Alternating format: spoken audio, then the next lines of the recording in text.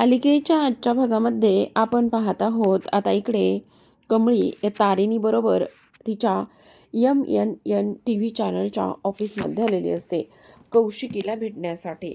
खरं तर कमळीचं म्हणणं असतं की इथे अनिकाची ह्या सगळ्या गोष्टींमध्ये काही चूक नाहीये, उगाचच अन्नपूर्णा कॉलेज बदनाम होतंय असं तिचं म्हणणं असतं आणि त्यामुळे ती तारिणीसोबत इथे ह्या ऑफिसमध्ये आलेली असते। आता आपण पाहतो की इकडे कौशिकीने इथे रंगेहात जो युवराज आहे, युवराज आणि त्या दोघांना पकडलेलं असतं बोलताना। त्यावर कौशिकी मात्र कामिनीला खूप काही गोष्टी सुनावते। ती म्हणत असते, तुम्ही तुमच्या नातीसाठी इथे आलेला आहात आणि तुमच्या नातीने इथे खूप मोठी चूक केली आणि त्यामुळे तुम्ही इथून आत्ताच्या आत्ता निघून जा असं सांगण्यात आलेलं असतं। तेव्हा कामिनी म्हणते, हे खूप महागात पडणार आहे तुला, लक्षात ठेव, माझं नाव कामिनी आहे। त्यावर कौशिकी म्हणत असते, हो मला कळतंय तुमचं नाव काय आहे ते आणि तुम्ही कोण आहात ते, तुमच्या चुका किती आहेत आणि काय आहेत, तुम्ही ते हे पैसे घेऊन का आलात, तर इकडे तुमच्या नातीनं गुन्हा केलेला आहे, चूक केलेली आहे, त्यामुळे तुम्ही इथे आलेला आहात असं सांगण्यात आलेलं असतं। आता तेव्हा आपण इकडे पाहतो की दुसऱ्या बाजूला कामिनीला ती तिथून बाहेर पडलेली असते। जेव्हा कामिनी तिथून बाहेर पडते तेव्हा तिची तारिणीशी भेट होते। इकडे आता कमळी शिवाजी महाराजांच्या फोटोसमोर जाऊन उभी राहते आणि म्हणत असते, महाराज मला आज तुमच्याकडे काही गोष्टी मागायच्यात। महाराज इथे अन्नपूर्णा कॉलेज बदनाम होते आणि ते कॉलेज बदनाम होऊ नये म्हणून मी प्रयत्न करते। हे बघा, इथे अनिकाने काहीच केलेलं नाही आहे आणि मला ताकद द्या, शक्ती द्या की काही जरी झालं ना तरीसुद्धा हे सगळं निर्दोष व्हावं आणि त्याचबरोबर अनिका ह्या सगळ्या गोष्टीमधून इथे बाहेर पडावी असं इथे ती बोलते। त्याचबरोबर आपण पाहतो की इकडे तारिणीसुद्धा सेम तसंच बोलत असते। तर आता दुसऱ्या बाजूला अनिकाची खूप जास्त चिडचिड होते। अनिका विचार करत असते, नाही, काही जरी झालं तरीसुद्धा मला पोलीस स्टेशनला जायचं नाही, काही जरी झालं तरीसुद्धा तुम्ही मला तिथून बाहेर काढा, मला पोलीस स्टेशनमध्ये अजिबात जायचं नाही असं इकडे ती बोलत असते। इकडे आता रागिनी तिला समजावत असते आणि म्हणते, काय चाललंय अनिका तुझं, प्लीज जरा तरी तू इथे शांत होणार आहेस का, अशी वागू नकोस आणि एवढी हायपर तू होऊ नकोस, जरा प्लीज शांत हो असं इकडे ती तिला समजावते आणि बोलत असते। त्यावर आता इकडे अनिका म्हणत असते, मी कशी शांत होणार आहे, मी काय करू, मी नाही शांत होऊ शकत, ह्या सगळ्या गोष्टी कशा होत आहेत, काय होत आहे तू बघ, आणि मला पोलीस स्टेशनमध्ये अजिबात जायचं नाही, हे जे काही चाललंय ना ते आत्ताच्या आत्ता मागे घ्यायला सांग, काही जरी झालं ना तरीसुद्धा मागे घ्यायला सांग असं इकडे ती बोलते आणि रागिनी तिला मात्र समजावत असते। रागिनी म्हणते, अनिका काय चाललंय तुझं हे, त्यावर अनिका म्हणते, ते सगळं त्या कमळी टेंगळीमुळे होतंय, तिच्यामुळे मला ह्या सगळ्या गोष्टी ते सहन कराव्या लागतात असं सुद्धा आता इकडे ती बोलत असते। त्याचबरोबर आपण इकडे पाहतो की युवराजच्या सनकन एक कानाखाली कौशिकीने मारलेली असते। ती म्हणत असते, हे सगळं काय आहे आणि त्याचबरोबर तुझी हिंमत कशी झाली इथे पैसे घेण्याची, त्यावर तो म्हणतो, मी आपल्या कंपनीसाठी हे पैसे घेत होतो। पण इकडे ती म्हणत असते, आतापर्यंत माझ्या वडिलांनी ही कंपनी फक्त आणि फक्त सत्याच्या नावावर टिकून ठेवली आणि तू तिला विकायला निघालास आणि तुझी हिंमत कशी झाली। पण इकडे मात्र आता युवराजला खूप राग आलेला असतो। जेव्हा तो बाहेर जाऊन कामिनीला भेटतो तेव्हा तो म्हणत असतो, कौशिकीने ज्या गालावर माझ्या मारलेली आहे त्याचा मी बदला घेणार आहे, काही जरी झालं ना तरीसुद्धा ह्या सगळ्या गोष्टीची परतफेड तिला करावीच लागणार आहे असं इथे आता तो बोलत असतो। कामिनी म्हणत असते, काही जरी झालं ना तरीसुद्धा तिला खूप माज आहे ना आणि तिने ही न्यूज व्हायरल केली ना, मग आपण तिला चांगलाच धडा शिकवायचा। त्याचबरोबर आता इकडे युवराज म्हणत असतो, त्या अन्नपूर्णा मॅडम आणि त्याचबरोबर माझी बहीण कौशिकी ह्या दोघींना नाही चांगला धडा शिकवला तर नाव लावणार नाही। त्यावर कामिनी म्हणते, माझ्या नातीला ह्या सगळ्या गोष्टीमध्ये अडकवण्याचा त्यांनी प्रयत्न केला आहे, त्यामुळे मी अजिबात इथे त्यांना माफ करणार नाही असंच इकडे ती बोलते। त्याचबरोबर आपण पाहतो की इथे आता कौशिकी खूपच इथे टेन्शनमध्ये असते। तारिणी आणि इथे कमळी तिच्याकडे आलेल्या असतात। तारिणी म्हणते, मॅडम कमळी आलेली आहे। तेव्हा इकडे आता कमळी म्हणते, मला तुम्हाला सगळ्यात महत्त्वाची गोष्ट सांगायची. हे बघा, आमच्या कॉलेजचं नाव इथे बदनाम होतंय.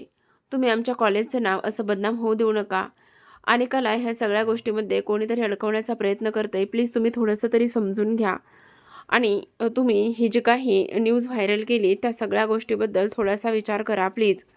त्यावर लगेचच आता इकडे कौशिकी म्हणत असते, हे समज काय आहे आणि तू काळजी अजिबात करू नकोस. तुला असं वाटतंय का की इकडे तुमचं कॉलेज जे आहे ते इथे बदनाम होतंय आणि त्यामुळे तू हे सगळं बोलतेस? त्यावर कमळी म्हणत असते, नाही मॅडम, अजिबात तसं नाही आहे. तुम्हाला एक गोष्ट सांगू का मी? हे बघा, अनिकाला ह्या सगळ्या गोष्टीमध्ये कोणीतरी फसवलंय आणि अनिका तशी मुलगी अजिबात नाही आहे. मान्य आहे, तिला माझ्यावर राग होता आणि तिला माझ्यावर राग असल्यामुळे तिने ह्या सगळ्या गोष्टी केल्यात. पण मी इथे तुम्हाला एक गोष्ट सांगते की इथे तिचा ह्या सगळ्या गोष्टीशी काहीच एक संबंध नाही आहे, असं सुद्धा इकडे आता कमळी कौशिकीला सांगत असते. तेव्हा कौशिकी तिला आधार देते आणि म्हणते, हे बघ, तू अजिबात काळजी करू नकोस. हे बघ, ज्या गोष्टी झालेल्या आहेत त्या गोष्टीबद्दल आपण ठोस पाऊल उचलणं हे गरजेचं आहे. कारण हा फक्त जो काही विचार आहे हा एकट्या तुझ्यापुरता नाही आहे. हा पूर्ण महाराष्ट्राचा आणि त्याचबरोबर हा पूर्ण देशाचा इथे विषय आहे. तेव्हा आपण पाहतो की इकडे आता युवराज खूप चिडलेला असतो आणि युवराज चिडलेला असल्याकारणाने तो इथे म्हणत असतो, काही जरी झालं ना तरीसुद्धा मी इथे शांत बसणार नाही. तर आता कामिनी म्हणत असते, तिने इथे माझ्या नातीवर हे सगळं काही करण्याचा प्रयत्न केला आहे आणि ह्या सगळ्या गोष्टीला कोणाचा पाठिंबा आहे, काय आहे, हे सगळं मी शोधून काढणारच आहे, असं सुद्धा आता इथे ती बोलत असते. त्याचबरोबर आपण पाहतो की इकडे आता कामिनी आणि युवराजने दोघांनी मिळून हातमिळवणी केलेली असते. आता दोघांनी हातमिळवणी केल्यानंतर आपण पाहतो की दुसऱ्या बाजूला अन्नपूर्णा, राजन हे दोघंजण काम करत बसलेले असतात. तेव्हा राजन म्हणत असतो, आई, मला तर खूप टेन्शन आलं आहे बघ. इथे ह्या न्यूजमुळे आणखी काय काय सहन करावं लागणार आहे काहीच कळत नाही. त्यावर अन्नपूर्णा म्हणत असते, हे बघ राजन, ह्या सगळ्या गोष्टीशी आपल्याला व्यवस्थित इथे हाताळाव्याच लागणार आहेत. त्याशिवाय आपल्याकडे कुठलाच पर्याय नाही आहे. त्यावर आता इकडे अन्नपूर्णा म्हणत असतात, नको काळजी करूस. त्यावर लगेच आपण दारात पाहतो तर इकडे आता इन्स्पेक्टर साहेब आलेले असतात. इन्स्पेक्टर साहेब आल्यानंतर आता राजन त्यांच्याकडे पाहतो. तेव्हा राजन म्हणत असतो, बघितलंस, हे जे काही ड्रग्सचं प्रकरण आहे ना, ते ड्रग्सचं प्रकरण आता घरापर्यंत येऊन पोहोचलंय, असं म्हणून आलेल्या इन्स्पेक्टरला ती लोक आतमध्ये बोलवतात. आता लगेचच ते इन्स्पेक्टर आतमध्ये येतात आणि तेव्हा ते म्हणत असतात, आम्ही अनिका महाजनला अटक करायला आलोय, आम्हाला त्यांना चौकशीसाठी घेऊन जायचंय. त्यावर लगेचच आता आपण पाहतो की इकडे दुसऱ्या बाजूला अनिका, रागिनी आणि कामिनी ह्या तिघीजणी सुद्धा खाली येतात. आता ह्या तिघीजणी खाली आल्यानंतर त्या तिघींना इथे पोलीस दिसतात, त्यामुळे त्या खूपच जास्त घाबरलेल्या असतात. इकडे आता लगेचच अनिका म्हणत असते, नाही नाही, मला अजिबात पोलीस स्टेशनमध्ये जायचं नाही. तुम्ही आत्ताच्या आत्ता इथून निघून जा. तुमचा इथे येण्याचा काही संबंध नाही. मी तुम्हाला सांगते ना, तुम्ही इथून निघून जा म्हणून. मला अजिबात ह्या सगळ्या गोष्टी इथे ऐकून घ्यायच्या नाही आहेत, असं इकडे ती बोलते. त्याचबरोबर आपण पाहतो की पोलीस म्हणत असतात, तुम्हाला चौकशीसाठी यावंच लागणार आहे. त्यावर अनिका म्हणते, नाही नाही, मी अजिबात इथे काहीच केलेलं नाही आहे आणि तुम्ही मला का पोलीस स्टेशनमध्ये घेऊन जाताय? काय संबंध काय आहे हे तुमचा? आणि हे बघा, मी काहीच नाही केलेलं. ते ड्रग वगैरे मला काहीच माहिती नाही आहे. त्यावर अन्नपूर्णा म्हणत असते, हे बघ, इथे तू शांत हो थोडीशी. अगं, तुला काही जरी झालं ना तरीसुद्धा चौकशीसाठी जावंच लागणार आहे. तू ह्या सगळ्या गोष्टीचा का विचार करतेस? त्यावर लगेच आता इकडे अन्नपूर्णा तिला हात पकडायला जाते. तर इकडे लगेच अनिका म्हणत असते, आजी, तुला तर माझा पहिल्यापासूनच राग येतो आणि तू माझ्या बाजूने कधीच नसतेस. आत्तासुद्धा तू अगदी तसंच करतेस. मी तुला सांगितलं ना की मला पोलीस स्टेशनला जायचं नाही आहे म्हणून. मग प्लीज आत्ता पोलीस स्टेशनला ह्या मला जायचं नाही आहे, ह्यांना पाठवून दे ना. त्यावर अन्नपूर्णा म्हणत असतात, हे बघ अनिका, असं हायपर होऊ नको, चिडचिड करू नकोस बाळा. आम्ही सगळेजण तुझ्यासोबत आहोत ना. तिथे तुला पोलीस घेऊन जाणार आहेत आणि फक्त एकाच गोष्टीसाठी घेऊन जाणार आहेत. फक्त ते चौकशी करायला. मग बाकी काहीच करणार नाहीये ते. तू अशी का करतेस? त्यावर अनिका लगेच आता कामिनीकडे धावत येते आणि म्हणत असते, "ग्रॅनी आजी, प्लीज तूच सांग ना, मला नाही जायचंय. ती आजी ना अजिबात चांगली नाहीये. प्लीज ग्रॅनी आजी, तू ह्या सगळ्या गोष्टी बघ ना." असं सुद्धा इकडे आता ती बोलते. त्याचबरोबर आपण पाहतो की आता लगेचच इकडे दुसऱ्या बाजूला जी काही अनिका आहे ती म्हणत असते, "मी ह्या पोलिस स्टेशनमध्ये अजिबात जाणार नाही. इकडे तुम्हाला चौकशीसाठी यावंच लागणार आहे. तुम्ही हे बघा, हे बघा, तुम्ही असं मला पकडून घेऊ शकत नाही. मला माहिती तुम्ही आत्ता मला फसवताय आणि मला फसवून तुम्ही तिकडे घेऊन जाण्याचा मला प्रयत्न करताय. त्यामुळे मी तुमच्या बोलण्यामध्ये अजिबात येणार नाही." असं म्हणून आता इन्स्पेक्टरनी सांगितलेलं असतं त्या हवालदारांना, की हिला पटकन पकडा. तेव्हा आता आपण पाहतो की लगेचच अनिका पुढे पळत असते. तर आता तिच्या मागे तिला पकडण्यासाठी, धावण्यासाठी 2 लेडीज कॉन्स्टेबल धावत असतात. अनिका अक्षरशः डायनिंग टेबलवरती जाऊन चढते आणि डायनिंग टेबलवरती जाऊन चढल्यानंतर आता मात्र तिला पकडण्यासाठी सगळ्यांचीच तारेवरची कसरत उडते. "अगं पडशील गं अनिका, खाली उतर," असं राजन म्हणतो, पण ती काही केलं ऐकत नाही. आता धावतच येते आणि राजनच्या पायाला पकडते आणि म्हणत असते, "नाही दादा, मला प्लीज नाही, कुठे जायचं नाहीये. प्लीज मला मला नाही जायचंय त्या पोलिस स्टेशनमध्ये." त्यावर लगेचच आता अन्नपूर्णा तिच्या हाताला पकडतात आणि तिला उठवतात आणि म्हणत असतात, "हे बघ शांत हो. हे बघ काही जरी झालं ना तरी सुद्धा तुला पोलिस स्टेशनला जावंच लागणार आहे बाळा." आणि इन्स्पेक्टर साहेब मी काय म्हणतो, "हे बघा ना, आम्ही जर तिला पोलिस स्टेशनला घेऊन आलं तर चालेल का?" त्यावर इन्स्पेक्टर म्हणतात, "हे सगळं तुम्ही अगोदरच सांगायला पाहिजे होतं ना. आता लगेचच तुम्ही तिला लवकर पोलिस स्टेशनला घेऊन या." असं म्हणून पोलीस निघून जातात. पण इकडे आता अनिका म्हणत असते, "मी पोलिस स्टेशनला जाणार नाही." त्यावर अन्नपूर्णा तिला समजावतात आणि म्हणतात, "आम्ही आहोत ना तुझ्यासोबत, तुला यावंच लागेल." असं म्हणून आता ती लोकं लगेच पोलिस स्टेशनला जातात. आता पोलिस स्टेशनला गेल्यानंतर आपण पाहतो की इकडे दुसऱ्या बाजूला कौशिकीला पोलिस स्टेशनमधून फोन गेलेला असतो. जे की ते युवराज आणि त्याचबरोबर इकडे जे काही तारिणी तिच्या बहिणीचं केळवण असतं आणि कौशिकी लगेच आता पोलिस स्टेशनमध्ये येते. कौशिकी पोलिस स्टेशनमध्ये आल्यानंतर आपण पाहतो की इकडे कौशिकी आली म्हणून आता अन्नपूर्णा उठून उभ्या राहतात आणि तेव्हा त्या लगेचच म्हणत असतात, "ही माझी स्टुडंट आहे, माझी विद्यार्थिनी आहे." असं इकडे आता त्या बोलतात. तेव्हा लगेच आता ती इकडे नमस्कार करत असते अन्नपूर्णांना. अन्नपूर्णाला नमस्कार केल्यानंतर इकडे सगळेजण अवाक होऊनच पाहत असतात आणि तेव्हा सगळ्यांना खूपच मोठा धक्का बसतो. "कशी आहेस? बरी आहेस ना?" त्यावर कौशिकी म्हणते, "हो, मी बरी आहे. तुम्ही कशा आहात मॅम?" त्यावर तीसुद्धा म्हणते, "हो, मी बरी आहे." असं म्हणून आता त्या सगळ्यांच्या इथे गप्पा रंगलेल्या असतात. इकडे दुसऱ्या बाजूला सुद्धा आपण तेच पाहत असतो. कौशिकी इथे तिच्या भावाचं केळवण सोडून इथे पोलिस स्टेशनमध्ये गेलेली असते. तर आता आपण पाहतो की अन्नपूर्णाने कौशिकीची ओळख करून दिलेली असते आणि त्यामुळेच सगळ्यांना आनंद होतो. तर आता इकडे पोलीस इथे चौकशी करायला सुरुवात करतात. पोलीस अनिकाला म्हणत असतात, "बोल अनिका, ड्रग्ज सप्लाय करण्यामध्ये इथे तू कोणाची मदत घेतीस? आणि इथे तुझ्या गँगमध्ये आणखी कोण-कोण आहे?" "व्हॉट अ गँग? म्हणजे?" "म्हणजे टोळी." पोलीस म्हणतात, "तुझ्या टोळीमध्ये कोण आहे?" तेव्हा अनिका ओरडते आणि म्हणते, "व्हॉट अ टोळी?" त्यावर आता इकडे रागिणी म्हणत असते, "टोळी नाही गं, टोळी म्हणजे गँग." "अच्छा, जी, जी गँग. Okay, okay." कसली गँग वगैरे काही नाहीये. तेवढ्यातच आता कमळी आणि निंगी तिथे आलेले असतात. कमळी निंगी आल्याबरोबर अनिका त्यांच्यावर चिडते आणि म्हणत असते, "हां, तुझीच कमी होती. मला माहिती होतं ना तूच हे सगळं केलेलं आहेस. तुला आता इथे माझी मजा बघायची आहे ना आणि म्हणूनच तू इथे आलेली आहेस ना. मला माहिती ह्या सगळ्या गोष्टी तूच केलेल्या आहेस. तू मला इकडे पोलिस स्टेशनमध्ये आणलेलं आहेस आणि मला शिक्षा व्हावी, सजा व्हावी म्हणूनच तू ह्या सगळ्या गोष्टी करतेस ना, मला माहिती आहे." असं आता इकडे ती बोलते. त्याचबरोबर आता कौशिकी इथे तिच्यावर चिडते आणि तिला म्हणत असते, "किती मूर्खपणा आहे हा सगळा.